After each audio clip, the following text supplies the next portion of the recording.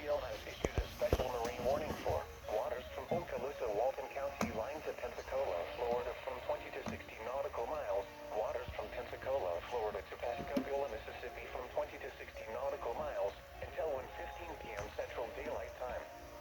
At 11:12 a.m. Central Daylight Time, a cluster of strong thunderstorms capable of producing waterspouts was located 31 nautical miles south of Gulf Force Beach, moving northeast at 25 knots. Hazard, waterspouts and wind gusts to 40 knots. Source, radar. Impact, waterspouts can easily overturn boats and create locally hazardous seas. Small craft could be damaged in briefly higher winds and suddenly higher waves. The strong thunderstorm will remain over mainly open waters.